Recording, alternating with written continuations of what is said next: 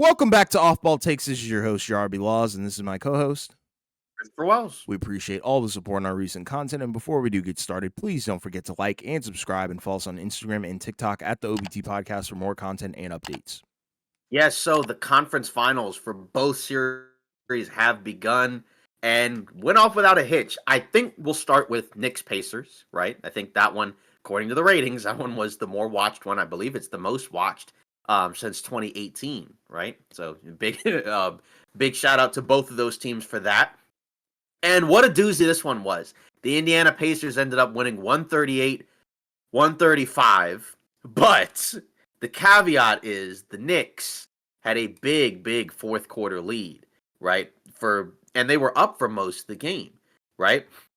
You look at the fourth quarter, right? It's actually kind of funny because the Knicks, for most of the game, right? Indiana hit their first 8 or 9 shots. Then the Knicks were able to withstand the run. They got back into it and pretty much led most of the rest of the way. Indiana would kind of chip away, so they'd be back and forth, but the Knicks usually had like a 2-3 possession lead.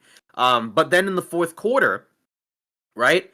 Jalen Brunson picks up his 5th foul, right? He was kind of getting in foul trouble at different points in the game. That was a guy that Indiana was trying to attack on the offensive end.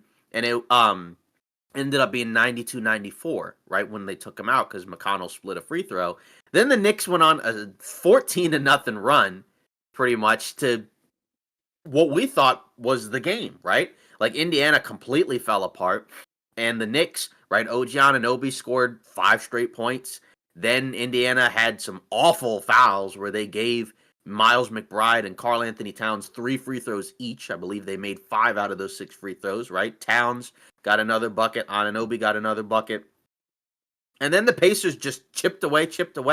But the Knicks were still up 17 points with 6.5 minutes to go, right? Towns hits a 3.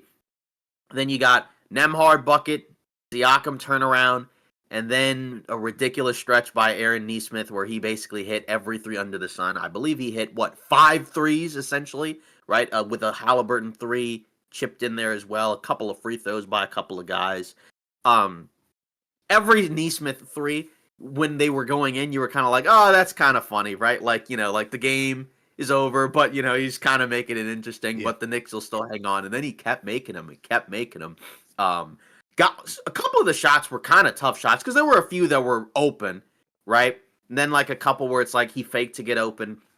But then there were a couple where it's like he was like kind of leaning off balance, right? Like Hart looked like he kind of slipped, right? But like that's not a shot that you normally just see go in. Right. He just kept making them, right? And then you had a couple of, I believe, the Knicks missed free throws, right? Were in that stretch as well, right? Because Towns split a pair, and he was really good in this game, so not putting blame on him. Some defensive lapses, but he was really good in this game. OG also split a pair. I don't know why. You could almost kind of see in his face that, like, he was probably going to miss one. You could just tell. I know he's, like, not usually, like, a super expressive player, but, like, I don't know. Just maybe that's just kind of after the fact, but it sure felt like it. Then Haliburton takes the ball, dribbles it in, dribbles it back out, and then hits a step-back jumper. Initially, what felt like it was to win the game, and it's funny, the ball bounces up, and then you're like, well, this game is over, right? That was kind of fun. Then it bounces in, and you're like, no way that just went in. And then, obviously, Haliburton does the choke sign, right? Pretty gutsy. And then the refs review it, and then they find out, no, actually, it was just a 2. His foot wasn't quite behind the line, right? Kind of like Kevin Durant back in that 2021 playoff series against the Bucks, right? So then you have another overtime to play, right? And you were kind of thinking like, well, wow, okay, the Knicks kind of got bailed out, right? Because they literally gave the game away. You still give credit to the Pacers. They've done this, the whole postseason, right? They've had a couple other games like that too. But then the Knicks hit a couple buckets that go up by 4 in overtime with a little over 3 minutes to go. And you're like, okay, now the Knicks have arrived. They're probably going to close out the game. Nope. Defense continues to stink, giving up. I mean, there was a tough fadeaway Andrew Nembhard 3 in the corner, but then like a relatively open Nembhard layup off a cut. Haliburton drive to the basket. Tough drive, contested. And then you had the top-end putback off the Haliburton missed 3. Then another Nembhard cutting layup, right? Then you got the possessions where the Knicks decide not to foul, right? Because I believe, what was it? Like the Knicks, they inbound the ball. They have a couple of really tough inbounds possessions where they got to keep it. Then there was the last one where Nembhard kind of goes for the ball, hits it off of Brunson. The Pacers challenge it. A couple of big challenges, good challenges by Rick Carlisle. Then that gives the Pacers the ball back. The Knicks decide not to foul. Pacers decide not to foul either, but either way, the Knicks end up not fouling, and Toppin gets a wide open dunk. And that kind of ends the game. You still have a couple chances. Brunson misses a tough step back three. They get an extra chance. Towns has a decent look at a three. Thought it might go in. Doesn't go in. And then Bridges is on the ground with the ball, and that's pretty much the game. So, pretty tough way to lose by the Knicks, right? Kind of like an all-timer collapse, right? I mean, stats-wise, right? Since 1998, teams are 4 and 1,640 when trailing by 7 or more in the final minute of the fourth quarter. Pacers have 3 of those, and of course, this one came against the Knicks. The other 2 came against the previous teams in the previous rounds, right? Then also, what was it? Teams were 0 and 970 or whatever, right? When they're up by 14 with like less than 3 minutes to go. Now they're 1 and 970, and the Pacers' victory accounts for that one victory. So pretty tough, pretty brutal loss by the Knicks. I mean, again, I still think they can win this series, right? I think over the course of the game, they played pretty well, especially offensively, right? This is a different team from Boston, where we know the Pacers defensively have been better this year, but I think you can see the Knicks don't have quite as much of a tough time scoring on the Pacers, right? But the Pacers offensively can bring a lot more to the table than the Celtics, honestly, right? With the way that the Celtics played this postseason, right? Kind of after the fact, where we talked about it going into the series, where Indiana is not just going to burn you from the perimeter, but they can also get to the mid-range, they can get to the basket, they can post up, right? They can play in the pick and roll, they can pop. They got a lot of different things that they can go to offensively, and that's going to test the Knicks as well. It's just tough because, I mean, you got, 41 from Jalen Brunson, if I'm not mistaken, right? Yeah, 43. You got like a huge game. Yeah, okay, fine. 43 from Jalen Brunson. 15 of 25 from the field, only 1 of 6 from 3, right? But still, really good game from him, aside from the fouling. Karl Anthony Towns gave you 35 and 12, right? And that's a key matchup because in the regular season against the Pacers, again, regular season matchup doesn't matter as much, but he played very well against this Indiana team, right? He averaged like 30 or whatever it was against Indiana. So we know he can play against this Pacers team, right? Even a guy like Miles Turner kind of has his hands full, right? Like, if you noticed, he was one of the only starters that didn't play a whole lot, right? He didn't really close much in the fourth quarter overtime. They had Obi Toppin out there, and we were kind of talking about it in the live stream where we were kind of trying to figure it out. And then when I kind of went back and looked at it, it was like, oh, well, it's kind of because defensively he is having a really tough time. And obviously with Towns, right? Towns is spaced out to the perimeter. So then that kind of takes away the shot blocking. And it's just a hard time having him sort of in this drop coverage when, of course, the Knicks can hit all these pull-up jumpers. So I guess they're like, we'll put Toppin in there, who really defensively, it's not like he's great, but probably a little bit more switchable, a little bit more mobile defensively, and it paid off. So great job from Carlisle and the Pacers. Siakam didn't really have a great game. He had like some baskets late, but he really struggled. And honestly, he's kind of struggled for a decent part of this postseason, right? He really hasn't been quite as good as he was last year in the playoffs. So that's kind of something to kind of just put in the back pocket, for later. And he's not like, and like they haven't needed him to be that crazy, but I do think against this Knicks team, he's going to probably need to be better than what we've seen, right? Because he's been, like I said, I don't think he's been that great, but, you've gotten some other contributions from some other guys, I guess, to kind of make up for it. Pacers played like 10 guys. Even Ben Shepherd got some minutes. Interesting.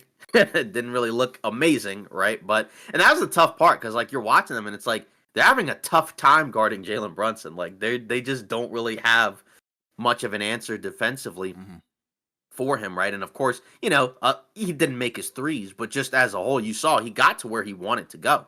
He got to all of his spots. He got to the free throw line. It just kind of felt like that offense in the fourth quarter kind of reverted back to probably a little bit too much just one-on-one play and not enough kind of, spread out offense. But it was working for long stretches, so I can understand it. And also it's just like it's peppered by the fact that the Pacers made an improbable comeback. So there's the other part too, right? Where it's like, man, if they had just made like a couple of shots down the stretch, and they did make some, it wasn't like they went completely scoreless. It's just the Pacers scored every trip down. So this is definitely going to be, I think, a tough test for the Knicks.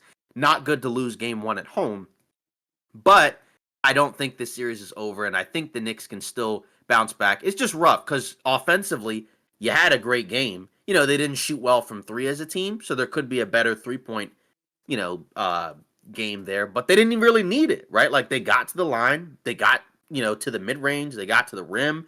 Rebounding wise, the Pacers kind of shut down the offensive rebounding later in the game, but it felt like the Knicks did most of what you wanted to see. It's just they didn't come out with the win when they really should have, but they didn't. So you give credit to the Pacers for coming back. I don't like saying it's just like a fluke, right? Because the Pacers have done this multiple times this postseason, so you can't count them out of a game truly. But just as a whole, I think we've seen some good resiliency from the Knicks, so I think they will bounce back, and I think they can still win this series.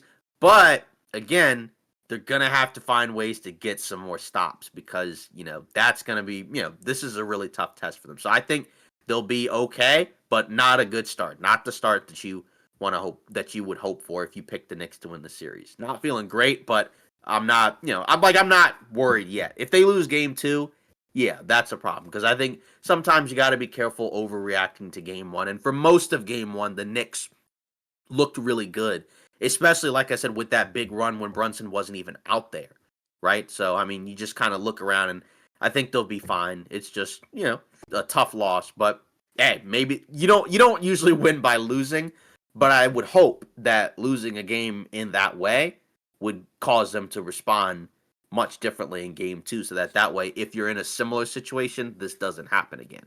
Yeah, for me, the loss didn't really surprise me all that much. It was more so the way that they lost, right? And it was so embarrassing, right? Because you did so well throughout all four quarters just for pretty much 2 minutes of horrible basketball and horrible execution to pretty much ruin one game is just wild to me. I think it was like you said, all-time collapse, and I think it'll definitely be played on NBA TV, throughout the ages, for the Pacers fans and from that perspective, because you tip your hat to them. Like you said, a historic comeback from them, historic execution from Haliburton, crazy Nesmith shots and stuff like that. But I think, the real story is the Knicks completely sold the game. They blew it 100%. And, like I said, you liked everything that you saw throughout, the majority of the game from these guys, right? Towns with a monster game. You had Brunson on a heater, right? Like you said, the 3-point shot wasn't falling, but he was able to get to the rim. And I think that's where, you did have kind of questions about, well, this kind of looks like the Indiana from last year, right? Where they're able to kind of, score and get in a shootout with the Knicks, but they can't really stop them, right? But then, that final stretch where all of a sudden the Knicks can't hit a shot and now Haliburton and Nesmith are hitting everything, that really just changed the game automatically. And then, you get the overtime shot, which was insane. Shout out to Haliburton once again. He's been on a crazy revenge tour, throughout the postseason.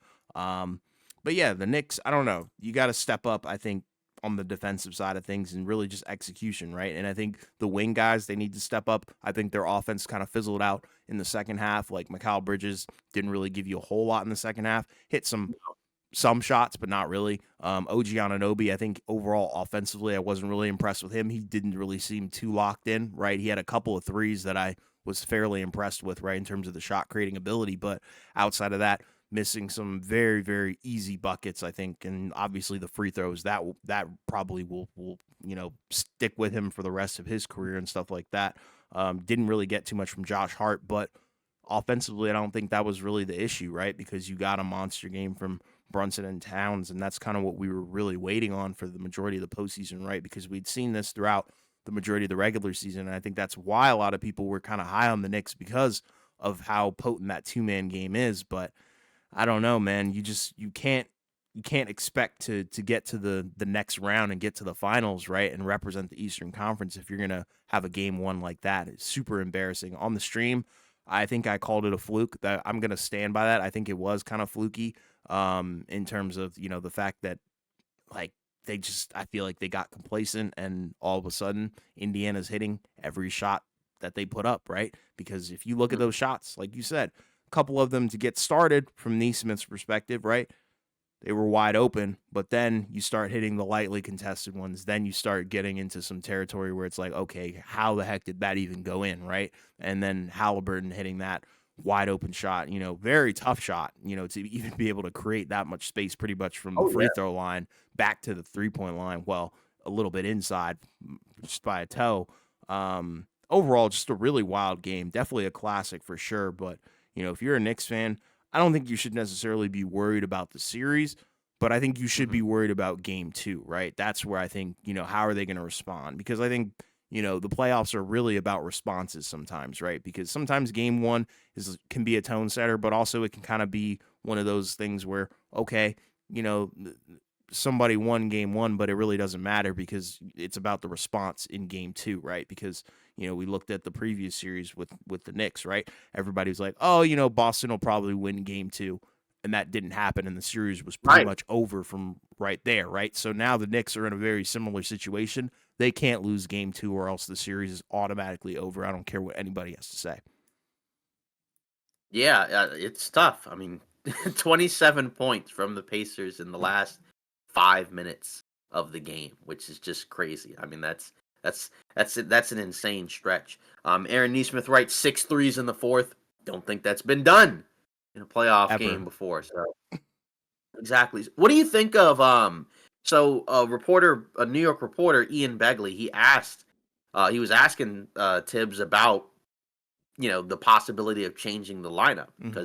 and he said everything is on the table because their starting five in the postseason has a plus minus of minus 68, and they've got the most minutes of any playoff lineup. So would you change the starting five based off of what you're seeing? Or is it more so just like, okay, maybe you don't have to close with the starting five? And if that's the case, is there somebody that you would have probably taken out in that last stretch? Or is it just like, a reaction to what happened an overreaction to what happened in the last 5 minutes of the game? I mean, honestly, I've been pretty thoroughly impressed with the starting five collectively. I know maybe statistically people are like, "Ew, like that's disgusting," but I feel like each one of those guys does have a certain role on that team that they've actually been delivering throughout the postseason, right? Let's look at the previous series, with New York Boston, right? You have Mikal Bridges being that stopper that I think a lot of people thought he was going to be, for this team, and getting some crazy defensive plays in the final seconds of the first two games that really won the Knicks that series, right? That's really special. OG Anunoby giving Tatum a hard time throughout the majority of the series, except for when Tatum had a great game. Um, so it's things like that where I'm not really too confident about pulling one of those guys. I don't think you can really pull one of the wings. I think Josh Hart, his hustle is a little bit too valuable to the team. Like the Mhm. counting stats definitely didn't show it in this game, but he was out there, he was rebounding, and we already know what he brings to the table in that regard. And he was definitely, being a playmaker, and didn't turn the ball over, as much as a guy like Brunson per se. But that that's all in terms of like how much defensive pressure you're facing, et cetera. But Mitchell Robinson, I feel like that could be a guy who you might That's want to have out there, right? probably. And then you just like swap out. I don't know. Maybe you swap out like you could probably swap out like Hart Right. or Bridges, one of those It two depends on for the night, right?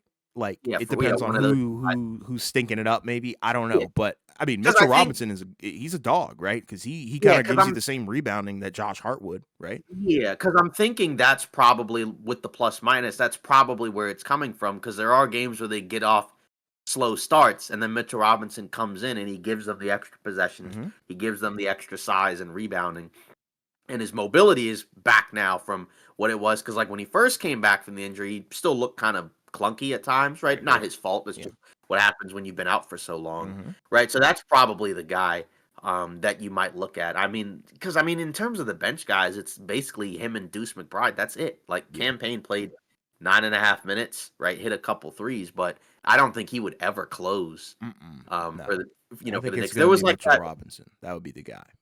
yeah. So that's probably it. I don't know. Like I said, I picked the Knicks to win this series. You picked the Knicks to win this series. We both picked them to win in 7.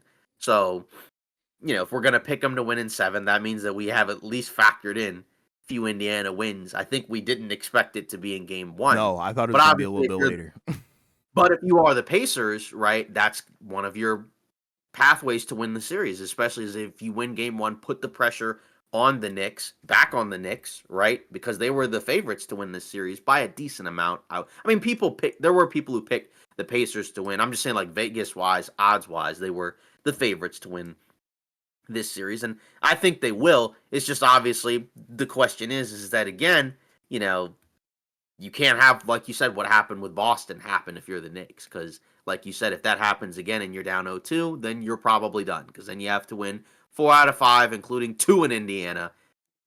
Could happen, but it wouldn't be great, Yeah. right? So I mean, that's kind of where you're at. I guess if you're the Pacers, like, do you feel like there's any adjustments that they should probably make, right? Because Mm. so that way you don't have to come back from 16 down in the fourth quarter to win, or is it, Um, yeah, I or is mean, there something let's start by not playing Thomas Bryant, right? I think you have enough guys, to the point where you can be confident in playing, a guy like Benedict Mathurin, or maybe splitting the Thomas else? Bryant minutes with a guy like Obi Toppin, Benedict Mathurin, and TJ McConnell, right? I'd prefer to have all three of those guys out there a little bit more than to see Thomas Bryant out there for 13 minutes, right? Offensively, didn't really give you anything. Defensively, would never really give you anything from that perspective. And I think you're also Right. probably banking on Pascal Siakam.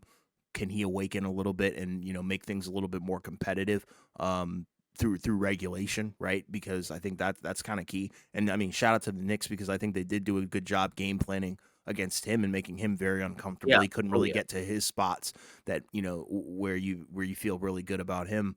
But yeah, I don't know. I think that would kind of be my guess, is that they probably don't go too deep into the bag unless it's really necessary. But I get it. They were kind of reaching and grasping for answers. But I just don't think Thomas Bryant or Ben Shepherd would probably provide you with those answers.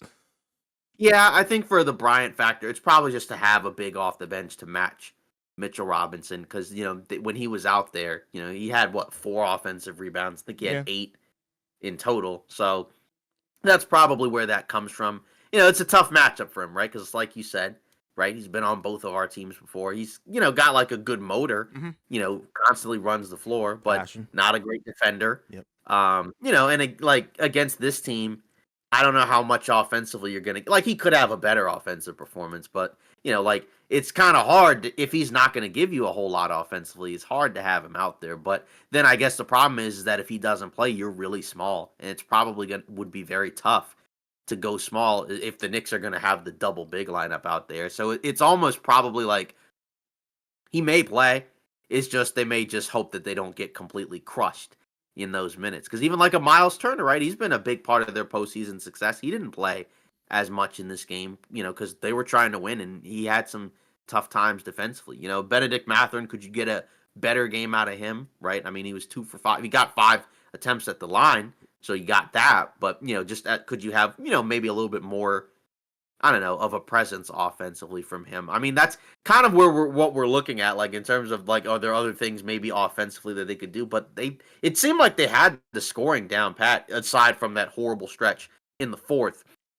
But you just kind of wonder, are there maybe some ways to maybe potentially slow the Knicks down a little bit more defensively? But the same guys will probably play. It's just, I don't know, like maybe you just don't get a Ben Shepherd at all. I don't know. It's kind of hard to really say, because he will, Carlisle will bring out guys at different points, in these playoffs, in these series, right? Like, I mean, we saw what, James Johnson minutes at one point, like Yeah. in a couple of the previous rounds. So, or Jarvis Walker had some random minutes in the last couple of series, right? Yeah. So we know that he has it, that he will tap into some of those guys if he needs them. But if you're the Pacers, right, you at least have to feel good about going up 1-zip.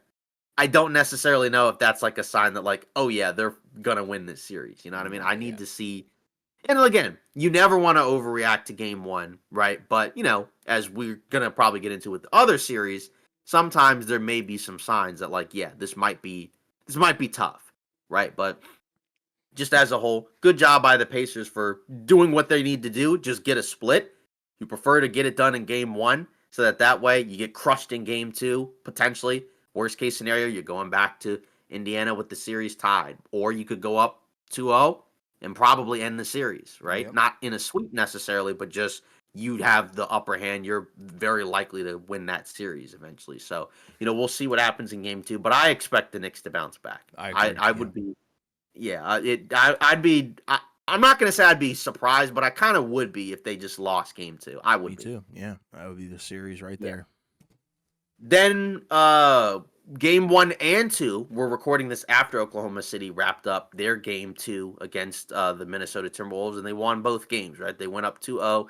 Game one, they ended up winning what 88 to 114 to 88, right? Hmm. And then game two ended up winning 118 to 103, right? So the big deal in game one, right, was the fact that you look at what Oklahoma City was able to do defensively, kept Dan in check. 18 points, 9 rebounds, only 13 shots, 5 of 7 from the line, 4 turnovers. But in the first half, it kind of was at the cost of Julius Randle going off. He had 20 points in the first half, right? Only 8 the rest of the way, but he was 9 for 13, 5 of 6 from 3, which was ridiculous. But then the key thing was if you're Oklahoma City, like Minnesota took 51 threes, and you look at the bench, they gave him very little. Naz Reid, 0 for 7 from 3. DiVincenzo, 3 for 12 from 3. Nickeil Alexander-Walker, 2 from 9 from 3. And, I know that a lot of the numbers and stats mentioned that they got a lot of great looks. I just think if you're Oklahoma City, think you take your chances if those guys are going to put up that high of a volume of threes, especially because I know that they're kind of open, but with the way Oklahoma City defends is not the same as some other teams, and especially because like Oklahoma City's given away a lot of corner threes. Interestingly enough, right? That's kind of been their defensive game plan, but it's worked, right, for the most part. Like, yeah, Minnesota, I guess, is making their threes, and in game, but not really to the extent that you want. Like that's kind of the main thing Hmm. there, and I don't know. I mean, it's kind of tough because then you move over to game two, right? And you got a little bit more from the bench, I suppose, right? You got a little bit more from the bench. Like Naz Reid gave you double figures. Nickeil Alexander-Walker gave you 17. DiVincenzo even gave you 8. But then it still wasn't enough because guess what? You even got a much better Ant game. 32 points, took 26 shots, but that's fine. We knew he needed to be more aggressive. 1 of 9 from 3. But you probably wouldn't blame the game on him. But Mm-mm. then you look over Julius Randle, Yeah, that's the 6 guy. points, 2 for 11, right? They took him out of the game.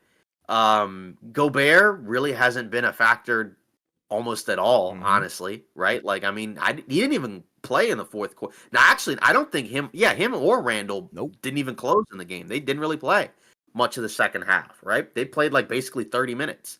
Um, McDaniels had a much better game offensively, but this matchup is kind of difficult for him because in game one they did hold SGA in check in the first half, 2 for 13, but then in the second half, right, he ended up exploding, and then ended up finishing with what 31 points, Hmm. right? Yeah, he was 10 for 27, but he had a huge second half because the Wolves actually led for most of the game in game one, right? And then in game two, right, SGA kind of from the start, right, from start to finish, had a much better game. Even with McDaniels on him, it really didn't matter. And you could tell that obviously there was a breaking point, boiling point in terms of the frustration, right? Because you had to play in the second half where he just shoves SGA, picks up a flagrant. And again, it's a tough guy to guard. We know he gets to the line a ton. 13, 15 free throw attempts, 13 of 15, but he still made over half his shots.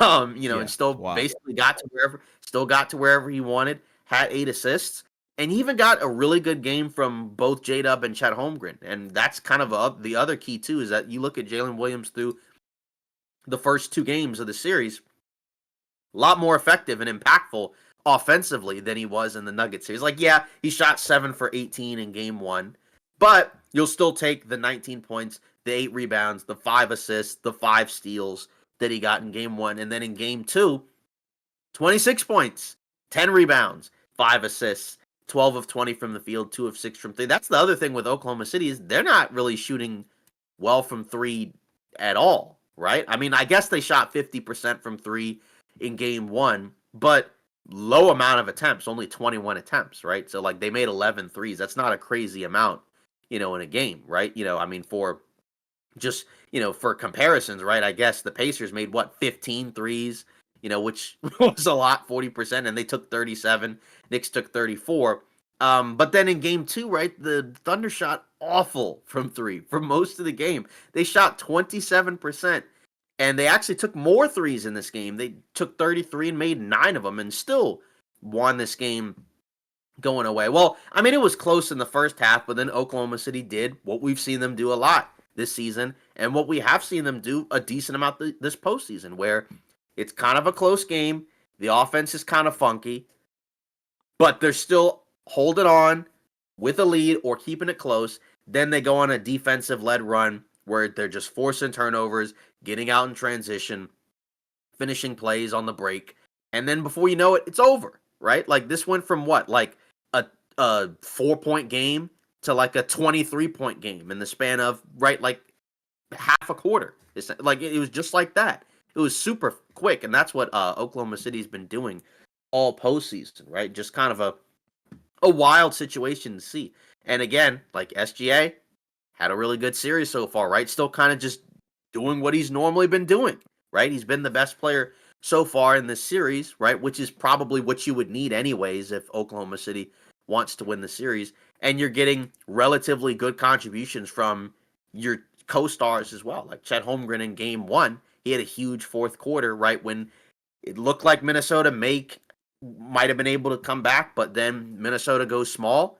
Gobert's not out there, and Chet Holmgren's able to take advantage. And that's kind of the tough part for Minnesota is they made adjustments offensively in this game, right? Like they put Ant in the post at different points. They had made a bunch of guys play closer to the basket, right? Like Randall played closer to the basket, Ant played closer to the basket, Naz Reid played closer to the basket, and it worked at different points, but it just wasn't enough. And either way, they still couldn't knock down the jumpers that they needed to knock down because that's what Oklahoma City's giving them. They're giving them those corner shots. And, I know it sounds kind of simple, but if they don't hit those, it's going to be a tough out anyways. And OKC makes it tough because look at Conley. He's been a ghost in this series. I know his plus minus isn't bad.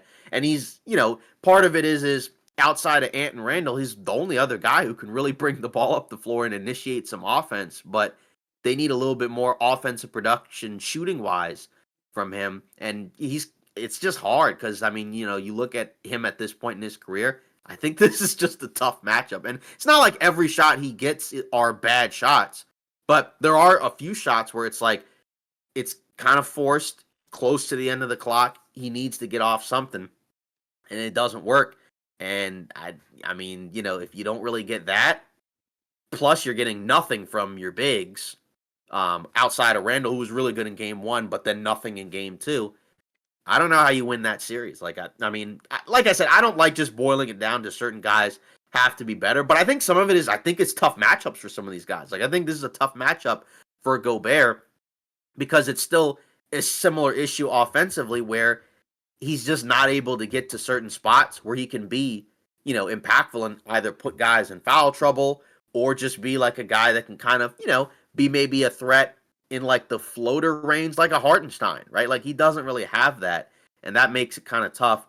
And then once you put Naz Reid out there, right? Like, yeah, he can get you some offensive possessions, and he can kind of defend as well. He's just not as good defensively as Gobert, right? And that's kind of the issue where once Gobert's not out there, then it's basically feeding time for Chet Holmgren, right? it's just tough. So I don't know what Minnesota does because they already made adjustments and it still didn't really work. It got them closer in the game at one point in the fourth quarter because they were able to get it, within like 10 at one point in the fourth. Some of that's OKC letting go of the rope. But I don't know. This goes back to Minnesota. We'll see if they play better at home. But, game 3, it's a must win because obviously if they lose game 3, go down 0-3, completely done. And I mean, how much better of an Ant game could you get? I mean, I guess you could have a better one, but you just need more from some of these other guys. But Oklahoma City is making it defensively very tough for a lot of these guys. I mean, once again, what in game two? 14 turnovers, right? How many turnovers did they have in game one? 17. So, yeah, they kind of cleaned up the turnover battle. But then look at the third quarter. That's the difference in the series in both games because that's where Oklahoma City makes their run. So, can Minnesota find a way to fix that so that that doesn't happen? I don't know. I just feel like, it seems like the bench guys were better, but better from the fact that they were horrific in game one. And Nikhil Alexander Walker was better in game two, 100%. But now that means that you need some of these starters to play better. I just feel like you're going to have Randall have a good series. You're going to have Gobert have a good series. And they made some adjustments to try to help them play better. And it just felt like it still wasn't working. So I don't know. Maybe Oklahoma City has a stinker on the road. Could certainly happen, but this one is tough because we picked Oklahoma City to win this series anyways in 6 because we think they're the better team, and we don't think there's as many things Minnesota can do, to be able to pull out this win as Oklahoma City can. Because again, like Oklahoma City shot the ball like garbage in this game, and it still was a blowout. So I mean, offensively, Minnesota is supposed to have some advantages, right? With some of the size and some of the, things that you might get from a guy like Ant, and then the bench, of course, right? But just it hasn't worked. So I don't know. Is there a lineup change? Is there another strategy change? I mean, because it felt like maybe they might have found some things, but I don't know. Because I mean, you got 20 from Jade McDaniels, you got decent bench performances, but then it's almost canceled out by the stinker from some of the other starters. And I don't, like I said, you can't win this series, I don't think, without good performances from your front court because that's supposed to be the advantage you have, the front court and the bench. Like, this has to be a win by committee. And so far, it is not, right? Yeah. For me, I think this series is pretty much over, right? And, through the 2 games, I think Oklahoma City's looked amazing, right? Shai, like you talked about in game 1, didn't have the best one, but I think this was the perfect response, right? And he had a game that, where he made it look completely effortless, right? And I think that the cool thing is, look at the turnovers from Oklahoma City. It's not a lot, single digits, actually.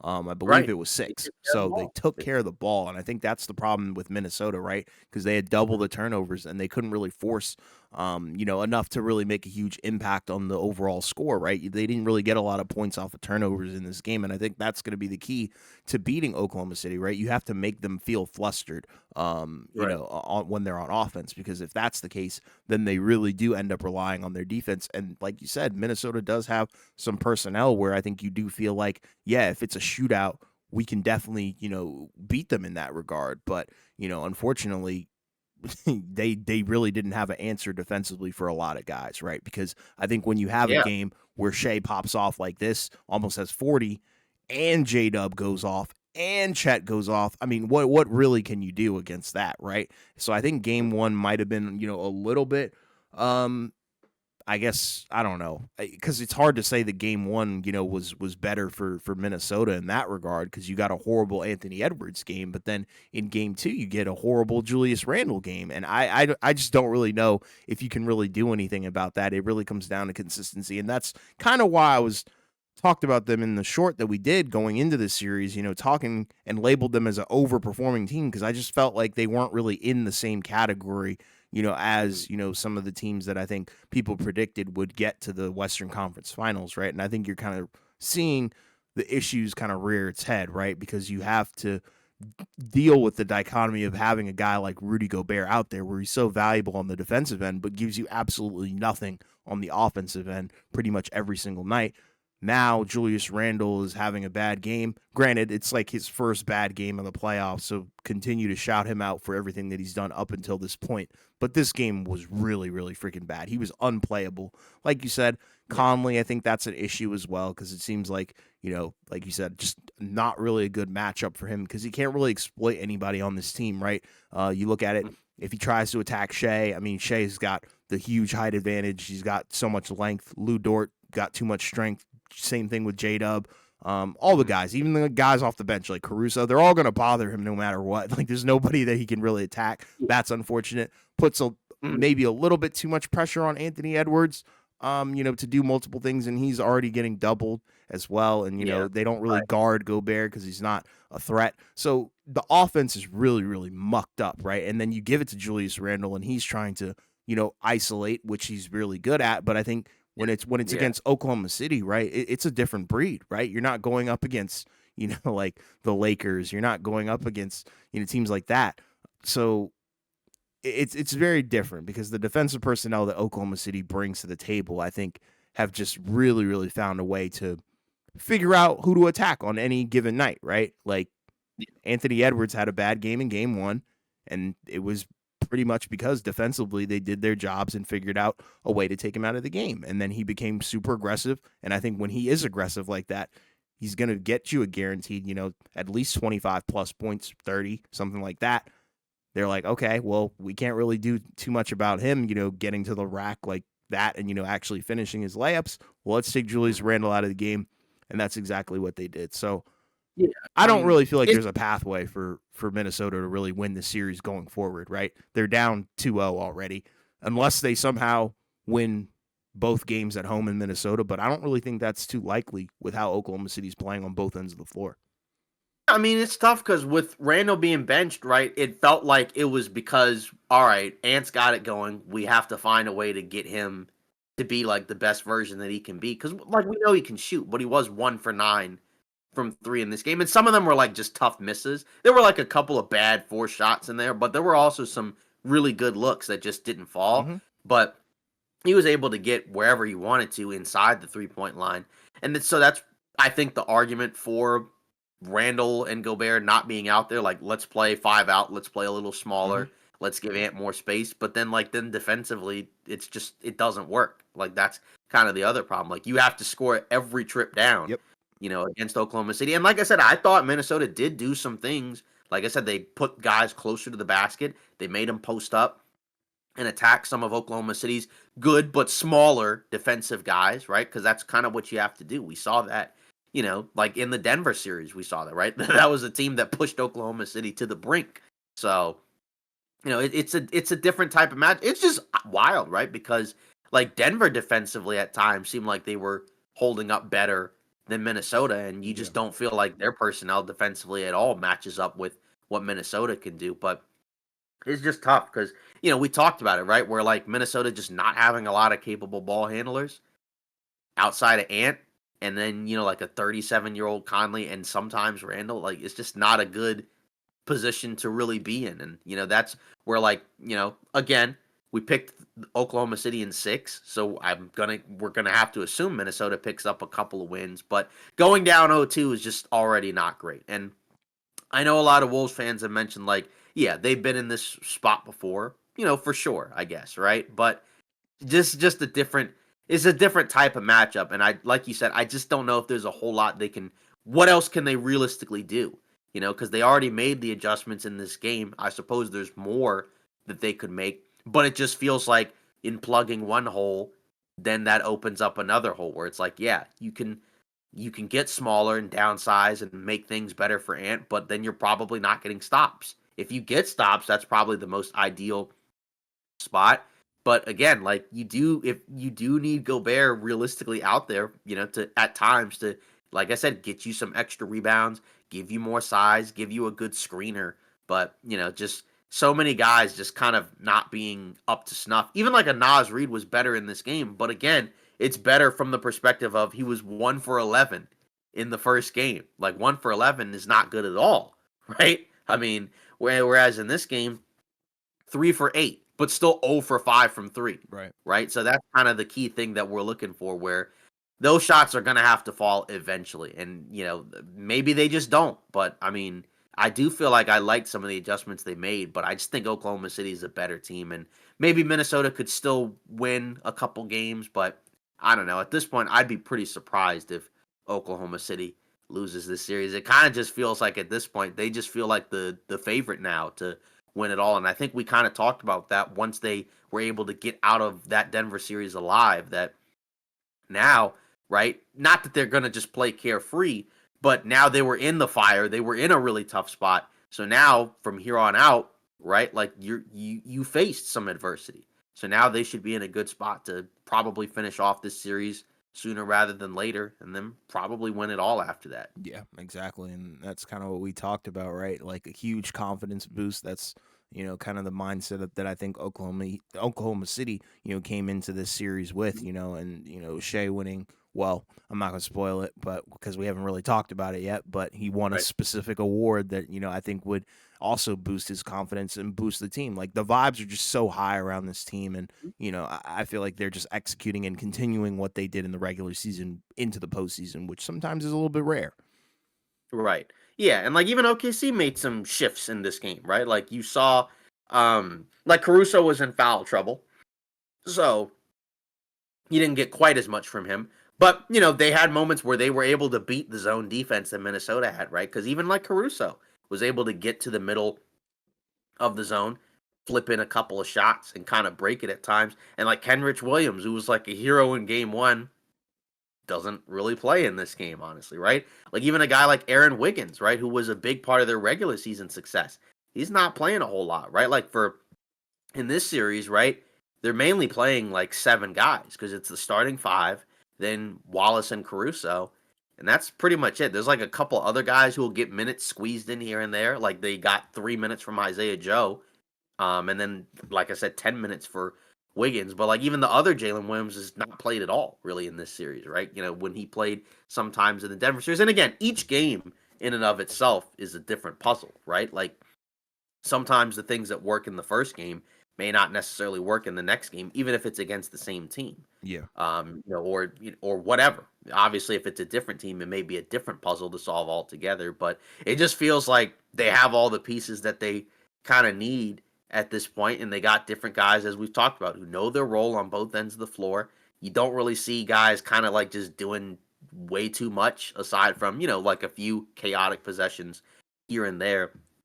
But it's impressive, honestly, because again, this was a team that in the regular season, like a lot of people were very high on, right? But people still had questions about what were they going to do in the postseason. But the Denver one looked kind of scary, right? But now they're on their way. And again, we'll talk about the other SGA thing pretty soon. But what a coming out party it's been in the playoffs for him. I mean, we already knew who he was, but just the fact that now probably the favorite to win it all at this point. Bless you. Probably the favorites to win it all at this point. And, if he gets a title, right, that probably elevates him even more. We'll get to that conversation if it happens when we get there. But just as a whole, really impressive stuff, I would say, from these guys. Because again, like, yeah, we know that young teams don't necessarily win or get this far. But again, last year you could kind of count that as like that was their experience because that was, the New Orleans one, whatever, right? Like you're supposed to win that run in a way, but the Dallas one was kind of a tough loss because we both, like I said, we both picked them to win that series, and they did not. Right? They got knocked out by PJ Washington and Derek Jones Jr. Essentially, you can Pretty still much, give yeah. credit to the other guys, but just as a whole, and now they added those key pieces in the offseason with Caruso and Hartenstein, and just natural growth from their other guys, and now you're getting what looks like a great championship contender. Yeah. I mean, not now. I mean, what are they in the playoffs? I mean, they're 10-3, Yeah. right? They're Because legit, bro. yeah, they swept Memphis, beat Denver in 7, and so far they're up 2-0 on the Wolves. So they're 10-3 in the postseason. Like that kind of matches with what they were doing in the regular season. Yeah, So, man.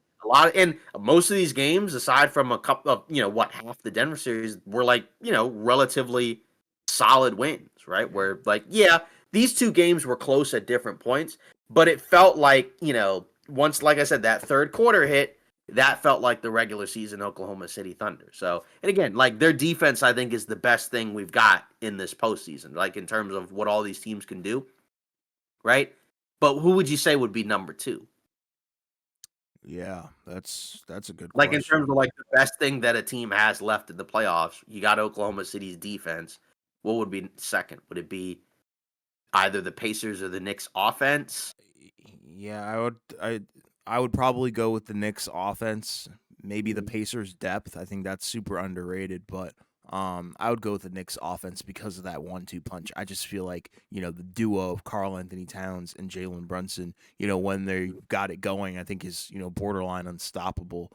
So yeah, I would probably go with that. What about you? Yeah, I mean, I'd probably, like I said, split it down the middle between them and the Pacers offensively because, like, the Pacers have probably, like a couple more guys, but even then, like, what you're starting with offensively from the Knicks, your starting point, like you said, Brunson and Towns, Yeah. like that's a really good starting point Mm-hmm. to begin with, and then you just kind of, hope and pray that you get some good games from the other guys, which Right. you get sprinkled in for the most Yeah. part. So Yeah. we'll see where it goes, but pretty impressive by Oklahoma City so far, I would say. Yeah. I Right? agree. Because it already kind of feels like with Minnesota, like we've heard, some issues in terms of how they feel about the officiating, right? And just obviously, the shove. And yeah, the shove kind of also helped them get back into the game. It just kind of feels like mentally they feel like they're in a spot where like we may not be able to have much for this team. But we'll see. Because again, they have been a resilient group. Many times. So we'll see what game 3 looks like, but they have to win it because like I said, if they don't win game 3, that series is done. It's over. And then it's a matter of do you get swept or do you, potentially extend it another game or so. Yeah. Yeah, so I guess we'll let the cat out of the bag, right? Moving forwards, right? So we have some awards, right, that we'll go through, right? So SGA, not really much of a surprise, ended up winning the MVP award, right? That was both of our picks to win the MVP award this season. Was he your preseason pick?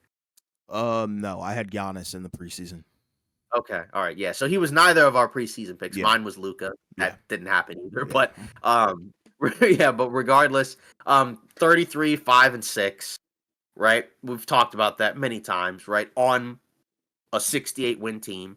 Right, and we talked about it where essentially kind of best player on a team that was the best team in the league, but by a decent margin, at least in the Western Conference. I know in the East, right, you had the 64 win Cavs, 61 win Celtics, right? But obviously the main finalists, right, were in the West because it was SGA, it was Jokic, Giannis was third, who's in the East. He had a great season himself as well, Mm-hmm. for sure. So you can't forget about that.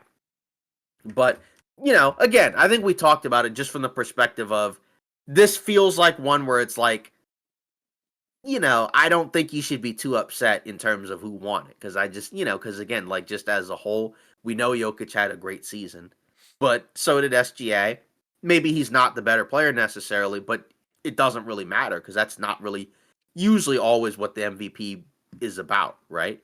And just as a whole, he's super important to that team, like from the top down, right? Not even just the production, but also just the leadership and everything else involved, right? And they were miles and miles better than what they were last year. So, again, that I think you can make a case for either guy, but either way, right? I think this is one where I'm like, I think they got this one right. Yeah, I haven't loved the discourse surrounding the whole thing. I feel like there's been a lot of put down, from both sides, in terms of, guys who are supporting Nikola Jokic in his case and, guys who are supporting Shea in his case. I think this is, we're blessed truly, I think, in terms of having such a close and a cool MVP race. We haven't really had that in a while. Normally it's kind of a runaway guy and then the other guys are kind of scrambling, but this one was, I feel like, really down to the wire because statistically, yeah, you could definitely make a point in terms of what Jokic brings to the table. But then you look at the wins and how the team is constructed, over there in Oklahoma City, and in terms of the identity and like you said, the leadership and how the trickle down effect is just beautiful, and what they've got going on there, and also what SGA brings on a nightly basis as well, right? Like the counting stats may not be as as like stuffed as a Jokic per se, but I feel like in terms of what he brings on the defensive end, that's really awesome as well because there's more to defense than just steals and blocks, and in terms of the system that they have in Oklahoma City, Shea is that guy, right? It seems like the whole system is really mirrored, to his game, and I just love it. Yeah, and I mean, in terms of the last several, MVP winners, right? Not really a ton of guards recently, right? Like, I mean, what was the last guard before SGA that won? Was it Harden? I would think, yeah, I would think so. Yeah, so I mean, just what a what a ride it's been, but just as a whole, yeah, like I said, no issues with that. And yeah, the last one, 2017, 2018, James Harden. Since then, it was Jokic 3 times. Embiid obviously got it 23. Then Giannis had back-to-back Hmm. MVPs as well, right? Those are kind of the three main guys over the last, I guess at this point, 7 years, right? And so now there's a new guy that's entered the chat. He's 26, so we'll see what happens going forward. But now it feels like he's entering, that realm of, I mean, we had already kind of established him as like a top five, but it feels like the MVP, and then also potentially if they can, pull off the title win, that kind of probably cements the case, at this point. Yeah, I would say I would take it a step further, top three. But Okay. you know, but I could be completely wrong. People could hate that take, but Mhm. I think he's up there for sure. Yeah, it's interesting because it does feel like in recent years there isn't automatically sometimes like an elevation of something, like say like Tatum. It didn't really feel like with the title most people like really elevated him, right? Yeah, people just either felt the same or worse for some reason, but Right. it's Yeah, wild. I guess because of the Brown MVP thing in the finals or whatever, Yeah, but but then look at the regular season Tatum had though, because I right. feel like Yeah, then you could make the argument that he truly is top five. But right. who Yeah. knows? Yeah.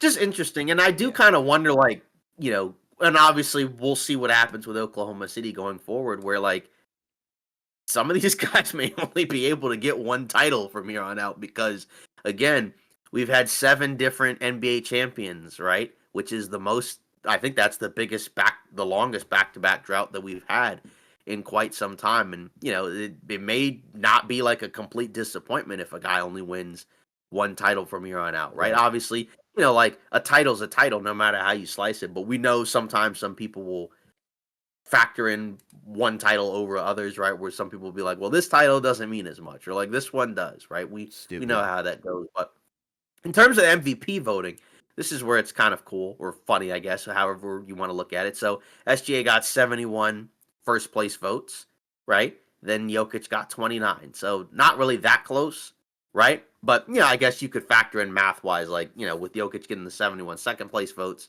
um, it kind of balances out. After that, no one else got first place votes, right? Those were the only two. Giannis got 88 third place votes, right?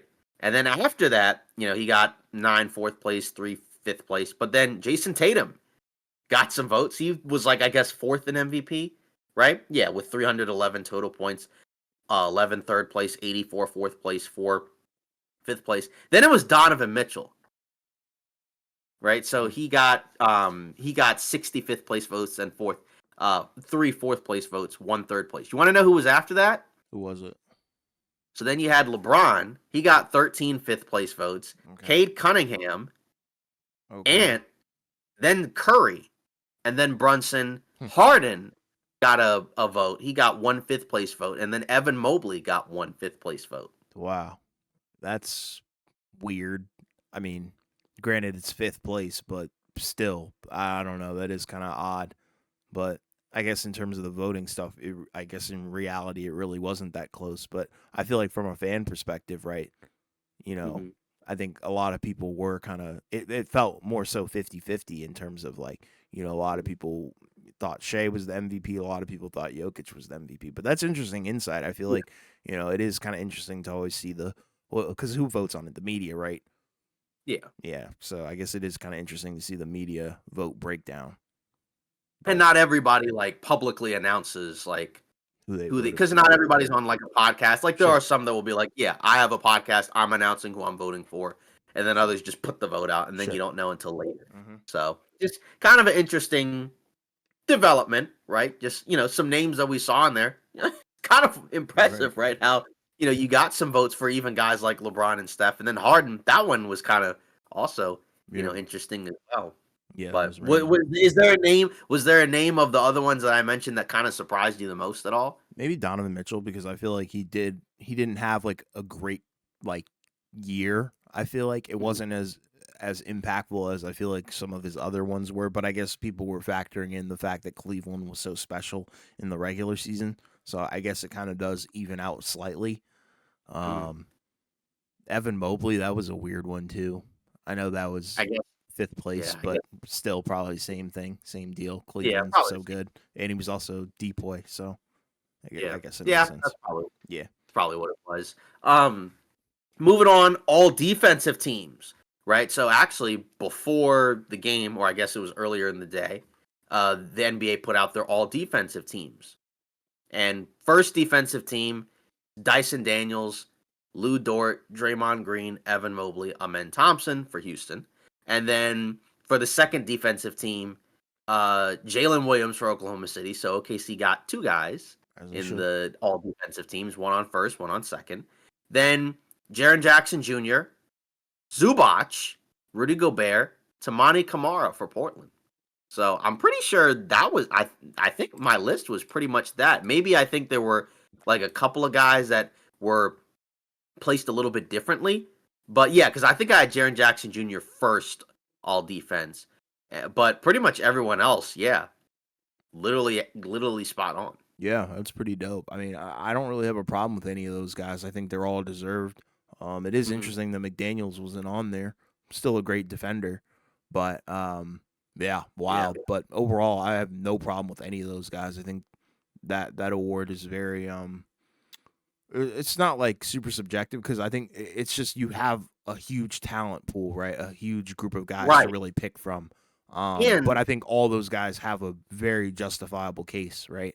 right. But you also have to factor in that like for some of these guys, like they're not playing the same amount of minutes as like the all NBA guys. Sure. So there's also the potential factor of like some of these guys, like say like a Caruso doesn't qualify. He doesn't play enough minutes. He plays like 19 minutes a game. So that's a guy that, we know he's a great defender. We've seen him this whole postseason, but he can't be on there because he just doesn't play enough, minutes. Right. So that's kind of a tough factor there. But like you said, I don't really have an issue with any of these names, Mm-mm. on here. Because like you said, there's a large pool. Again, some of the all defense, all NBA list, some of that's also like we gotta remember some guys were hurt. Like say like a Wemby would have been on this list, obviously, if not for the blood clots, but unfortunately he had that. So, that's something that we gotta factor in. And yeah, and then also the all rookie team was also put out as well a couple days ago. Right? Maybe not quite as interesting of a list, but still. First team, Stephon Castle, Zach Edey, Zachary Reese, right? Number one pick. Alex Sarr for the Wizards, Jalen Wells for Memphis. And then for the second team, right? Kalel Ware for the Heat, Bucelis for Chicago, Yves Missy New Orleans, Klingon for Portland, and Bub Carrington for Washington. So you got two Memphis rookies winning, getting on the all rookie teams, and then two Wizards rookies getting on the all rookie team. So I think list wise, pretty much the same thing. I think I didn't have Bucelis, I had Collier, but still, list is fine, I Yeah, would say. yeah, I have no problem with the list, and shout out to this rookie class because they came in with a lot of scrutiny, a lot of negative discourse about them. Super underwhelming class. But I think there's going to be a ton of impact guys that will be in the league forever. And I feel like these rookie campaigns from a lot of them, it pretty much solidified what they were going to be, right? Because there were a lot of questions of what these guys were going to look like. What on earth is this guy going to play? Can he even shoot? Is he even good? And, I think a lot of Mhm. those questions were answered, like with Stephon Castle, Alex Sarr, Mataz Buzelis, proving that he probably should have been taken a little bit higher. Things like that. I feel like they're always good, I guess, storylines for the NBA down the line. But yeah, shout out to all those guys. I think they're all deserved. Yeah, I still don't really know what I'm getting from Salon though from the Hornets. Yeah, I think that's a bust. I'm not gonna lie already, because I mean, did he really even play that much? I feel like there wasn't a lot of noise around his name, and 20 minutes a game, 60 games, 6 points, 5 rebounds. ooh, yeah, Really didn't really do cheap. much, Again, huh? yeah, no, and again, like in terms of like I guess snubs, would you consider Collier a snub?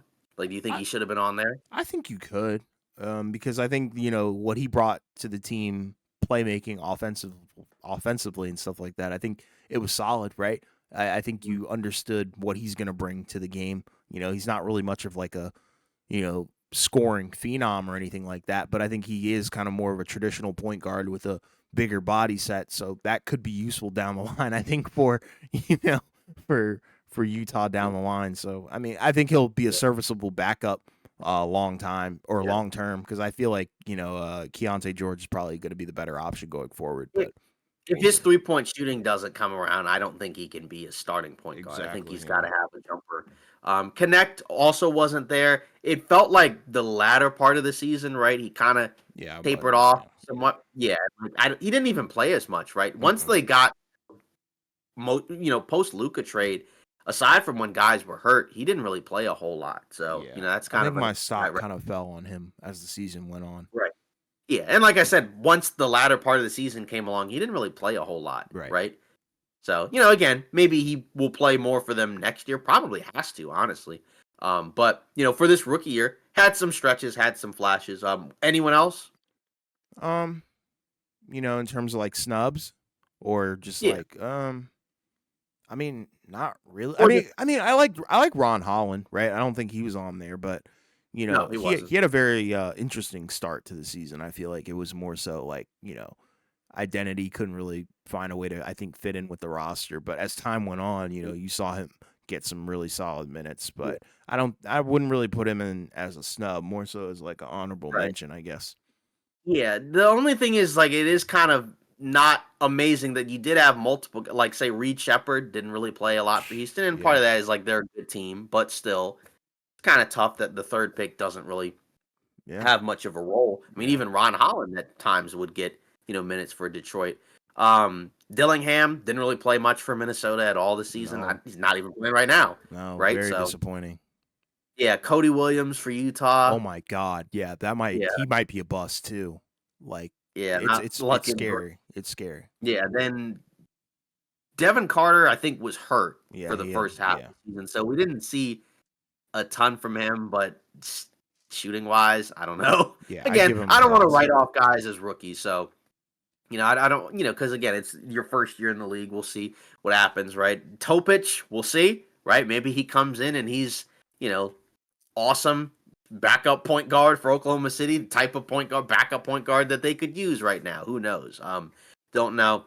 Jared McCain, that was another guy who was great as a rookie. Didn't Yeah. mention him, but he was hurt, so Yeah. hopefully he comes back healthy. Um, but and we'll see. But and Ryan Dunn had an early stretch for Phoenix, right, where he looked really good, and then he kind of remembered that he can't really shoot, so then Yeah. it didn't really work Yeah. out. Super But unfortunate. right, so we'll see going forward. But yeah, there were some players I think in this draft class that I think could be like you said, impact guys. But next year's draft it's going to be different, right? It's going to be a little bit different, I would say. Yeah.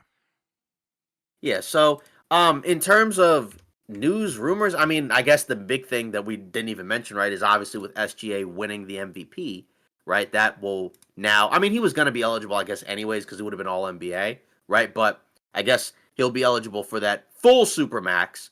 Essentially, he'll get what 380 million for 5 years, right? So like he'll be making 70 plus million a year, right? But that's your franchise guy. I will be curious as Oklahoma City goes along, what are they going to do in terms of potentially keeping this team intact once they have to pay all these guys? But, it may just get to the point where like guys will just kind of swap in and out for a lot of these teams because once we get into the new CBA and all these teams are going to have to make decisions on some of these guys, it'll look different, but obviously well deserved anyways, right? Because with or without the MVP, he'd be more than worth supermax. Oh yeah, big time. It's wild. The inflation stuff. It's always funny, and I think pretty much every time a player is going to be up for an extension, they're probably going to become the highest paid player in the league. And that's the cool part about watching all this stuff unfold. And shout out to these guys for hitting their incentives and whatnot.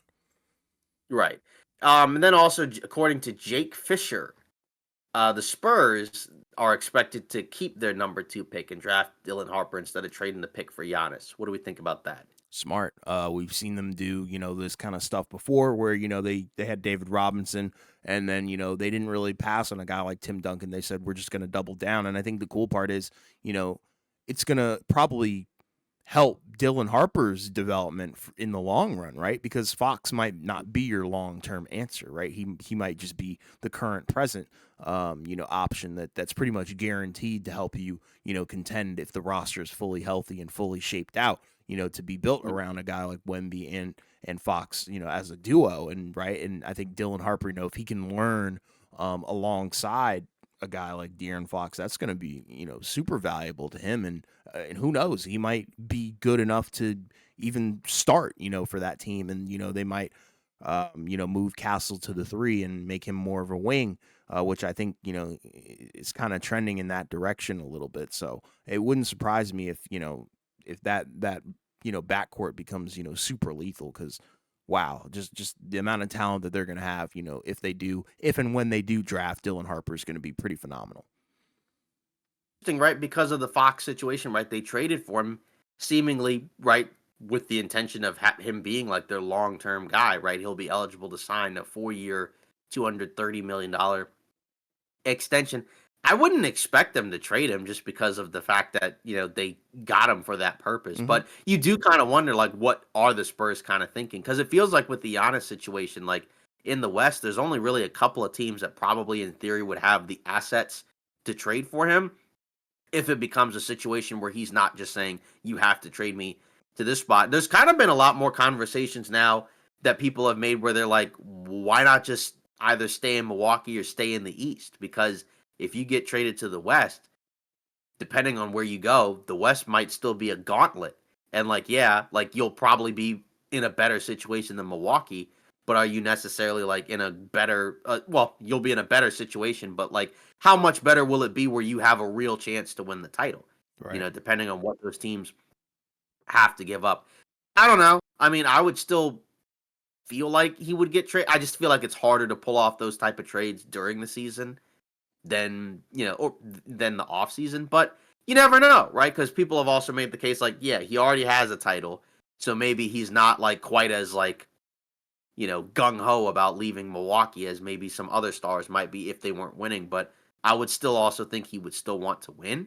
So, and I just, even if there's a gap year in Milwaukee, I just don't see a real pathway for them to win the title. Like, I just think their window is closed. So, I mean, if I was him, I would probably see if I can get a good situation. But I also understand the thought process of like, yeah, like when you look at the Eastern Conference, how many crazy teams are you going to have to get through to potentially get out of the East, right? Because Boston, right, for next year, right, they won't have a great chance of getting out of the East because they don't have Tatum. And then after that, it's Cleveland, who will probably run it back. Then the Knicks and probably the Pacers. Maybe a team like Detroit moves up. Will they move up enough to be like in a championship? This team could get out of the East contender tier? Probably not quite yet. Orlando, kind of the same thing. So I can see that. But, again, the Spurs, like, the nice thing is you have options. That's the nice thing about getting the number 2 pick is, yeah, you could, in theory, trade the farm and go out and get Giannis, but you could also just kind of play it safe and just draft the guy that you want and then just kind of go from there. Yeah, I would play it safe. I think you can't. I feel like Dylan Harper is one of those talents, that super I think overshadowed by Cooper Flag. If Flag wasn't in this draft, then Harper would be the consensus number 1 guy, and I feel like you just don't pass up on a talent like that. Yeah. Houston would be, the one where it's like because they don't have like a clear-cut number 1 franchise guy, like that would probably make, in theory, like that might make it easier to pull off a deal, but then the question is like who is Houston going to be okay with dealing? Because it seems like they don't want to give up Amen Thompson. Milwaukee would probably ask for Amen Thompson, right? But then the question is, can you find a deal that you could probably do that makes sense? Or is it just someone else? Like there could just be someone else that we don't expect. I mean, people have mentioned the Knicks, but we got to see what happens here first, right? Yeah. Because, I mean, let's say I'm not saying they will, but like, let's say they go out and win the title. Is there as much of an appetite to go after Giannis? Like, same No with need. Oklahoma City. Yeah, Yeah, same no like with need. Oklahoma City. Like, if they win the title, they may not be like, well, let's go out and get Giannis. They might just run it back and kind They of see would what run it happens from back, there. and they will. Right. So yeah. So we'll see where. But I guess the question is, do you still expect Giannis to get moved? Yeah, I just don't know where, Right. because I think we don't know the full scope of things, right? We don't know everybody's offseason and where they stand. I think we need to see the draft first. Well, first we need to get through the title, and then we need to Right. see the draft, and then I think we'll probably have a clear picture on where teams stand with what they want to do in the Yeah. future. What do you think about, what has kind of been talked about? It's been mentioned on some podcasts. I think Bill Simmons has mentioned it, but also Chris Mannix from Sports Illustrated has mentioned that a lot of agents and front offices have talked about the idea of like Giannis and Mobley being swapped for one another. What do you think of that? I mean, that'd be amazing for Cleveland. I wouldn't really love that for Milwaukee. I mean, maybe it might, it would probably be better for Evan Mobley, I guess, because he would have a little bit more free range to do whatever the heck he wants on offense, because it is kind of tough playing with guys like Darius Garland and Donovan Mitchell who are so ball dominant. But I mean, I would love that for Cleveland's perspective and Giannis, but I really probably wouldn't love it for Milwaukee because I don't know if Evan Mobley is a guy that you can necessarily like build around completely, if that makes sense. You know what I mean? I don't know. I guess the question is, which team do we think is more likely to say no? Probably Milwaukee. Okay. Yeah, I would think Milwaukee because I think Hmm. we already know what Giannis can be. Evan Mobley's still developing clearly. So Right. Yeah, like the main advantage he would have is the age factor. sure. But like if you're the Cavs, like what is the actual time span of your window anyways, right? Like I Yeah. mean, I guess it would be longer if you have Mobley for sure because of his age, but like you said, Giannis is still, like a top 3 player in the league. So that's like but I just don't know if I feel like that probably won't happen. I mean, of course, never say never, I guess, in the NBA at this point, but I don't know. Like, is that trade as easy to pull off? That's the part that I'm not quite as sure about. But we'll see what happens. But I would say I still think he does get traded or that he asks out. It's like you said.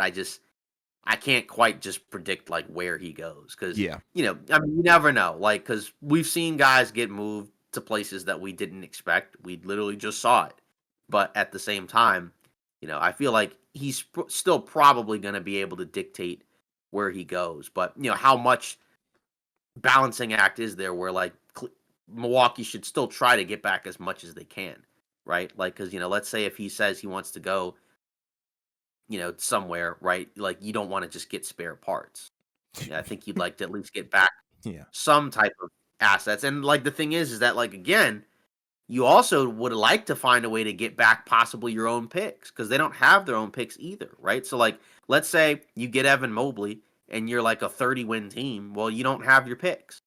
So like, is there a way that you can get that? But then that means you got to rope in a third or fourth team, and that's where it becomes a little bit tougher. Even though in fairness, we've seen that more.